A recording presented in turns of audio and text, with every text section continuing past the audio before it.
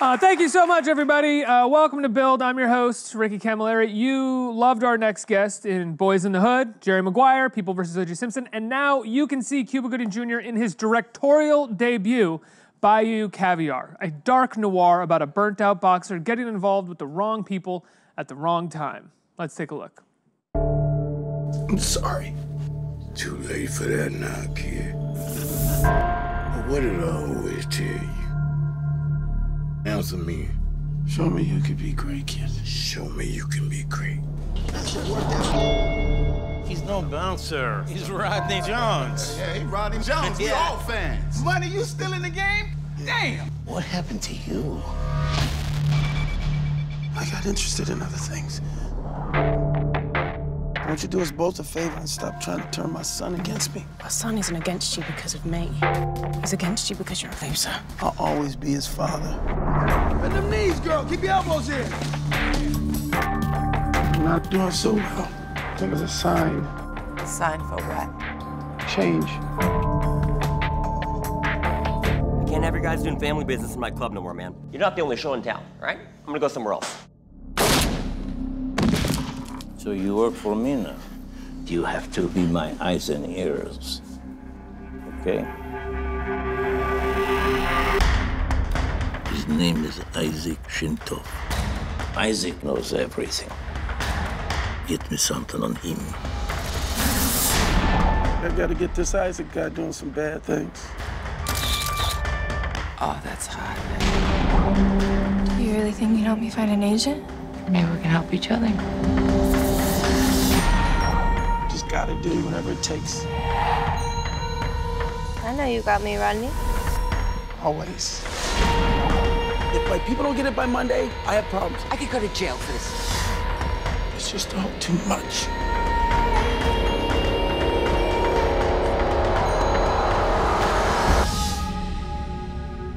Great warriors pray for a life of violence. It allows them curiosity to see how much abuse you can really take.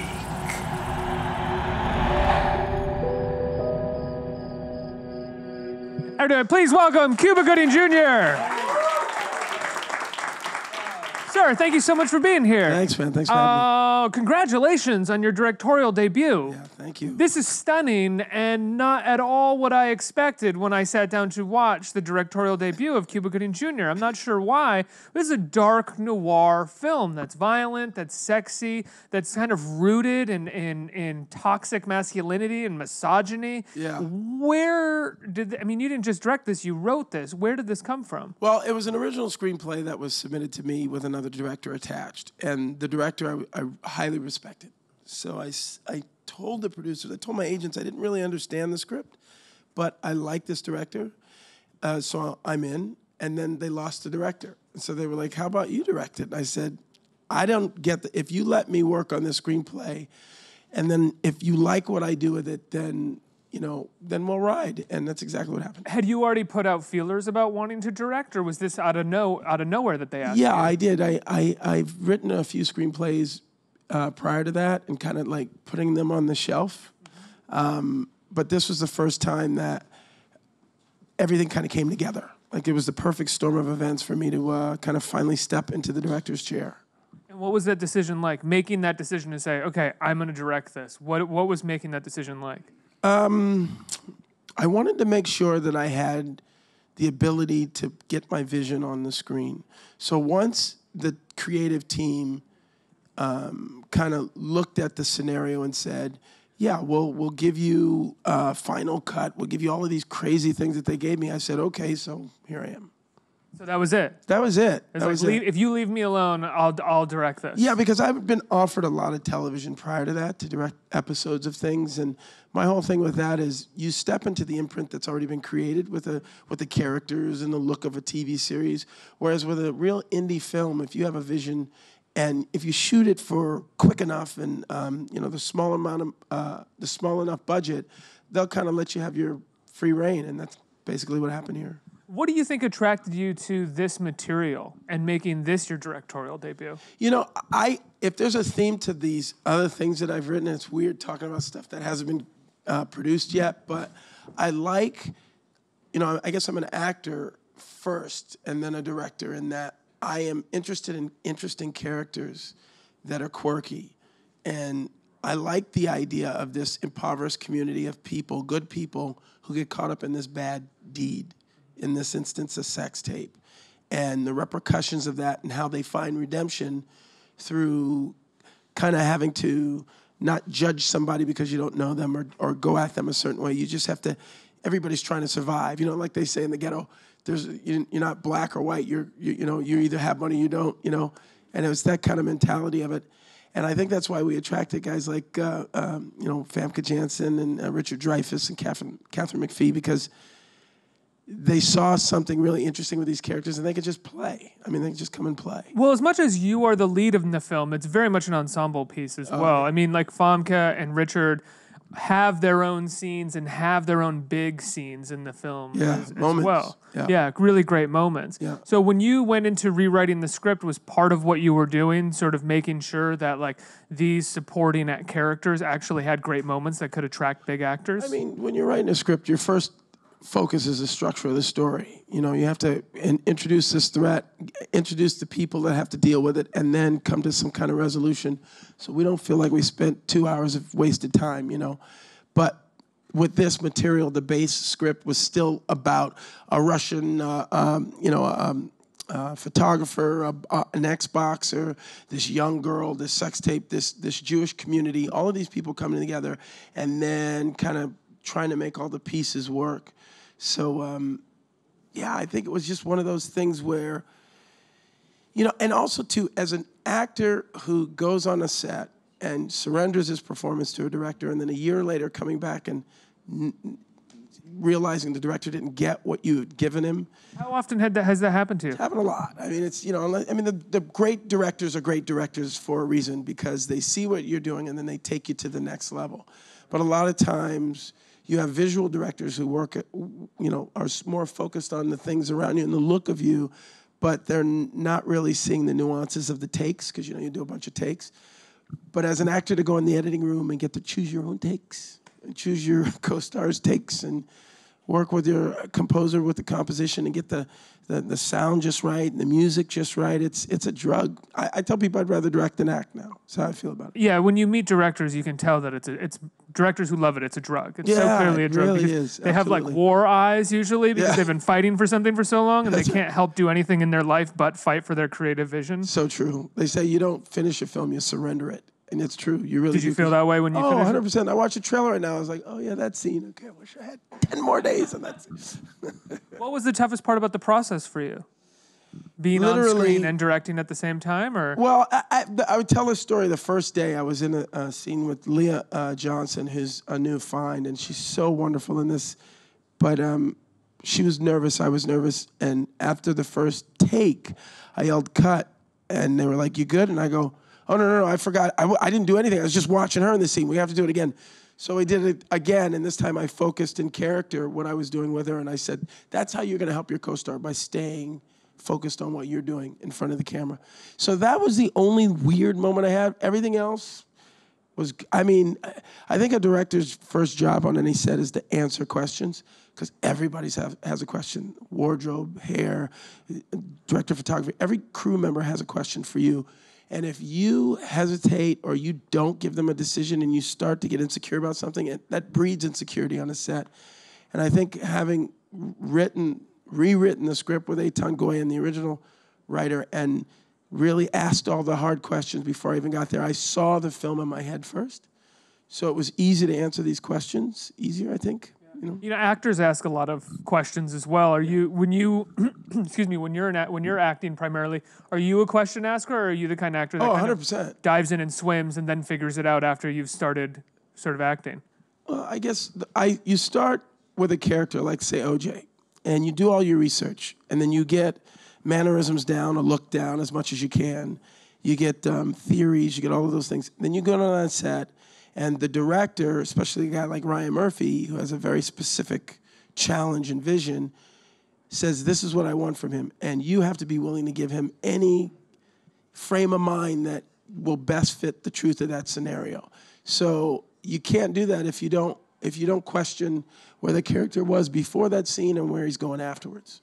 You know, one of the things that I really liked about the film is I think it's watching you direct yourself because, as you've said, you've given a lot of performances for a lot of different kind of directors, and you knowing exactly how to photograph and direct yourself leads to what I think is one of your best performances. It's very reserved, and there's a pain on your face. That may just have to do with the scar on the eye, but there is a pain on your face that you hold in every scene, and I don't know if another director would have known how to get that out of you or allow you to just sort of know exactly how to consistently make it happen like that. The DP I work with, Vidigo, I don't know how to pronounce German Vidigo and a long last name that I can't ever remember, but he and I had such a synergy, and whenever I would start to look a certain way, he'd go, whoa, whoa, whoa, whoa, whoa, what? And I go, well, I just think, and he goes, let me show you something. And then it would be magical. So I think it helps to have a director of photography who instinctually watch not just me as an actor, but if I paused on the set for too long, he would question it, and I think that's where the magic happens. What do you mean he would? What would he show you when you? He'd say, "I know you're looking at the camera, and go, what about this? How about we move it here? Oh, you can't see his face. What if I put more light here so you could see more of the? Because you're looking at his eye. Yeah. Like he's always, and again, that's what we're talking about. Questions, right? I tell collaborator people, there rather than just a DP that's going like, okay, is that where you want the light? Okay, great, we're going to shoot now. That's right. And I tell everybody on the set, and I know I've only done it once, but I say, when I met with my even production designer, anybody, I say, this script is a 7, okay? If your idea is a 6, we're going with a 7. But if you bring me an 8 or a 9, it's in the movie. So that they know I don't really care about the script. I want to be inspired. We have to start somewhere, right? Hopefully, I don't think it's here, but we start in the middle of the road. So if you give me an idea on anything, and the same thing with the actors, I want you to do it this way. But remember, it's just a 7. So then it frees them up to try stuff, you know? What would you do when they brought you a 6? Would you be like, that's a 6, get it out of here? No, I just go, great, let's go one more time. That's a 6. Get one Bring more it up to an 8 if you can. What was the you have this great DP who's collaborating with you. Yeah. You've watched a lot of directors, I'd imagine, be incredible, probably fall under pressure a few times on set as well. Were you worried about falling down under pressure? I don't know if the word is worry, but I was cognizant of it 100% of the time. There was one day I was challenged by Richard Dreyfuss on a question dialogue that the character was having. So we had that discussion. And, when you're doing a movie where you don't have time, you can't have a big discussion. But I think in that moment, he gained his trust in me because I had the answers for him. And again, that was the thing I was telling you about, answers. You want to know your director knows what he wants, even if you don't agree with it. Because when you leave, he goes in the editing room, and if he didn't get what you were doing, he's never going to find it in the takes. Did you ever find that you would lie about knowing what you wanted just to sort of make sure that everybody felt like you knew what you wanted? I don't know if I lie, but I definitely threw a hustle or two. Like, well, what do you want here? And you're like, I don't know. This is exactly what I want. You don't say I don't know, baby. You never say I don't know. No. You say, this is what I want. And they say, was this it? And I go, almost. Or, yeah, that was it. But, you know what? Try it this way, Right. Yeah. So what was, when the producers came to you and they said, we want you to direct this film, what do you think it was that made them confident that you could pull it off, considering you hadn't really directed yet? I didn't explain that right. I said, give me 2 weeks with the script. Oh, okay. So when I turned it in, they were like, let's go. They were blown away by what you had done with the script. Well, I mean, we're here, so, yeah. How long have you been writing and trying to get your own projects off the ground? 2013. What made you start writing? I was on Broadway in a play, Trip to Bountiful, with Cecily Tyson, Vanessa Williams, and doing 8 shows a week, 6 days a week for 5 months. After a while, you start to want to kill yourself. And I loved Horton Foote's play. I loved working with Cecily, but the actor discovery happened for about a month and a half of performances, and then it just felt like I was in quicksand. And so I was like, you want to write? Write. So in my dressing room, between cues, I would write a little bit every day until I finally got there. And then between cues? Yeah. Wow. I mean, some of my, the 30-minute cue, 15-minute cues, yeah. And then it just clicked. Yeah. And now do you love writing? Are you like writing every day or like writing as much as possible? I process, and then I sit down and write. And the last time I did that was about a month ago. So it takes a while for me to be inspired because again, it's kind of like my directing thing. I have to see the movie in my head to give you the answer for whatever the question is. And it's the same thing before I start a screenplay. I want to see, like everybody has an idea, like, two guys talking, all of a sudden, a dragon comes out of the floor. You're like, oh, okay, that's an interesting scene. But what's the story? Right. Where'd the dragon come from? Why are they talking? What's interesting about that other than there's a dragon? And why is there? Once I get the answer to those questions, then I can sit down. Because I think with me as a writer, when I'm at that computer writing, and if I ever get stumped for a second, I check my notes, what inspired me in that story, and go, oh, that's right, that's where I'm going. And then it kind of puts me back on the track. But you found that when you're writing, if you don't have those notes or if you don't have those answers and you get stumped, you kind of end up getting stuck on the whole thing completely? I guess I would. Oh, you don't know? Because I haven't been stumped yet. So I said this in the green room. A lot of actors come in here with their directorial debuts, no names mentioned, and oftentimes they're very lighthearted affairs about a relationship gone wrong or literally an actor in Hollywood trying to get by and an estranged child shows up or something. And you took on... You write that down. Yeah, right. I'm full of them, man. And you took on a noir, which usually I find only sort of real directors kind of take on because it's steeped in film history, you know? What made you interested in doing something like this and also not tackling something like a lighthearted affair, but tackling something kind of challenging for a viewer as well? The easy answer is the script was what came my way first and the opportunity. But I think if you really think about how exciting this was for me to tackle, and now I feel that I found kind of my voice as a filmmaker, a storyteller, it's because coming from a place of different characters in all my, from Trey and Boys in the Hood to radio even, these are kind of like roles that I like to kind of lose my mind in. And this specific story has always been dark, but the characters weren't as fleshed out as I thought they could be. And it's what attracted me to kind of tackle the characters and make them specific in their community and real and find a truth in each character, not just the boxer, but this, young girl who's obsessed with real fame and, the Kardashian principle of life and, that type of thing. And then the Russian mob boss who we've seen that cardboard guy a lot of times, but what if there's another element to it? Played by a real brilliant actor, and Richard Dreyfuss, who will find the subtleties and the nuances. So I think for me as an actor, it was getting those characters to kind of live a little bit more on the page. Is the stuff that you write, like this script came to you and you rewrote it, but are the scripts that you write yourself dark as well? No, the one we're in pre-production on now. Which you're in pre-production on another movie. It was the first one that I wrote. Is a story of a man who has this tragic thing happen to him, and it affects everybody in his life. Some of it is dark, but mainly I believe it's an uplifting, encouraging tale of hope and inspiration. You're in pre-production on a movie you're directing right now.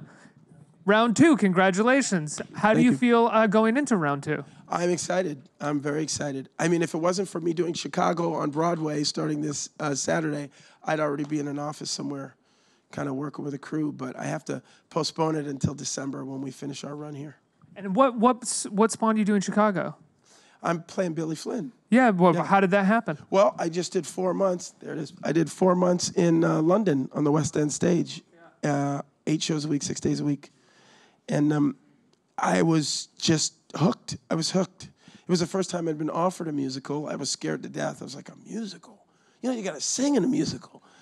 But having my father, we lost my father last year, who's the lead singer of a group called The Main Ingredient.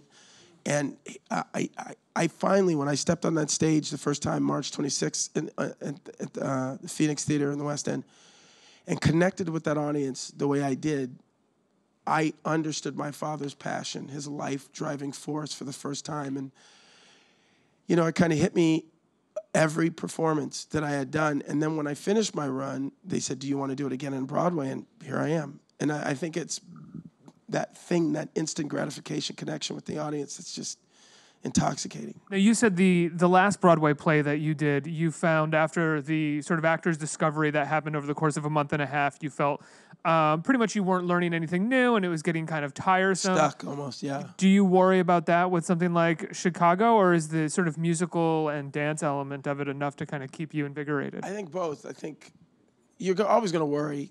You know, I remember after the first 2 weeks, because I would sit and listen, because the way, I don't know if you've ever seen Chicago, but there's a stage with a box on it, and the orchestra's on stage, and then the dancers and Billy comes in the middle, and they all move around the orchestra.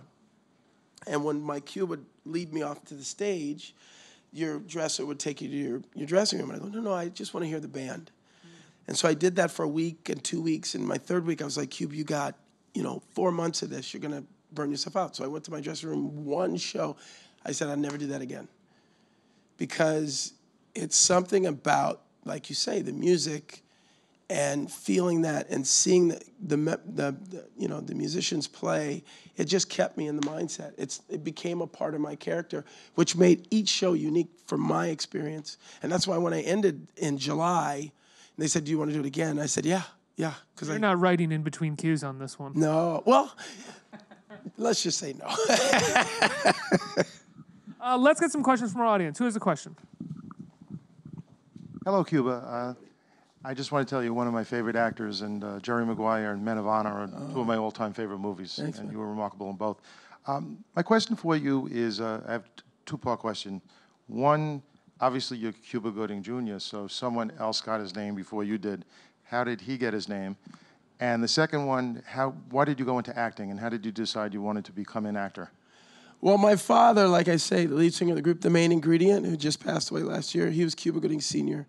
His father's name was Dudley Gooding. Dudley was a sea merchant outside of Cuba, met his first wife, she passed away. He left Cuba and came to New York and became a taxi cab driver, and they give him all nicknames. So instead of calling him Dudley, they called him Cuba. So I'm unofficially Cuba the Third, really, yeah. And then, and the second part of that is because I was born to do this, baby. Well, your dad's a performer, yeah. Your father was a performer as well. Yeah. It's in your blood, I would imagine, to perform in front of an audience. Oh, 100%. Yeah. When you were a little kid, were you kind of performing around the house a lot? Oh, doing the robot and all that stuff. Yeah. Oh, yeah. Next question. Right over here. So I grew up kind of watching you on Snow Dogs. And to be honest, I haven't really seen much from you, which is disappointing. But did you Well, you were probably like 4. Yes, I was. I've watched that movie so many times. But did you ever think going from that movie that you would be doing more like genres of this type? It was pretty intense. Yeah. You know, it's kind of the opposite of all of that. When I was first discovered, I was in a movie, Boys in the Hood, right? And I was offered all of the movies of that genre came to me. Not Menace to Society, because I think they shot the same time we did, but a lot of those movies, those street thug kid movies. And I said, no. Hey, Gladiator, boxing movie, I'll do that. And then, hey, Lightning Jack, which was a Western where he played a mute. Oh, I'll do that one. Whatever I got offered too much of, I said no to. And I think that kind of informed me as an actor who wanted to always challenge himself and not just ever get stereotyped into one type of thing, yeah. Gladiator was the boxing movie with the guy from Twin Peaks, right? That's right, James Marshall. Yeah. And the two of you are friends and you fight each other at That's the end, right. That's sorry, I'm like going back in my head from when I think I stumbled across that movie when I was like 7 and it was on HBO or something. Next question. Hi, thanks for being here. You touched a little bit on it before, but I just wanted to ask you, in terms of your experience now as a director versus acting, how has your experience as a director informed your acting, and how has your acting experience informed how you direct? You know, it's all, I guess, incestuous in that. As an actor, I had only ever, tell you a quick day. Get out of the car, they put you in a trailer, PA says, all right, get in your hair and makeup, we'll bring it to the set. You get in your hair and makeup, you're studying your lines, you walk onto the set, and you see the blue couch, you see the gray floor, you see the green carpet, all for the first time. And so now you go, okay, cool. with your dialogue, and you kind of try to be comfortable in this, that is your environment. As a director, you, a month earlier, have driven to this soundstage. You've chosen that chair, right? You chose that rug. You chose all of them. And you ask yourself 100 questions. Why? Why does this work for this scene? So when it's time for me to be an actor in that environment, that actor discovery has been happening for a month as opposed to the 30 minutes it took me to get my hair and wardrobe and walk on the set. Also, what is it like when you get out of the car and get to set as a director? Rather than just like, here's your set, here's the thing. Well, because as an actor, it's a funny question, because as an actor, you're told, all right, here, go night makeup, all right, go hair. Director's like, okay, Cube, I want you to hit that mark, and let's just do a rehearsal, but this mark, you're told what to do. As a director, you walk on and people go. Like everybody right now listening to me is the same thing the crew does. And it's, you have your first AD going, okay, ladies and gentlemen, there might be some, gunshots, whatever. We're working with alligators today. Don't bring food on the set. They're saying whatever. Then they go, okay. And then you go, oh. All right, what should we do first, Vitigo? And then your DP comes over and says, oh, I've lit it over here. And I go, okay, well, let the actors work. So the actors come in, and then we do the scene a couple of times. And then when I feel comfortable enough that I feel that it feels right, I'll have my stand and just stand there while I watch the monitor. And obviously, I'm not watching his performance. I'm watching the staging of everything. And then when I feel good about it, I go, okay, let's shoot. And then you jump in there and you do it.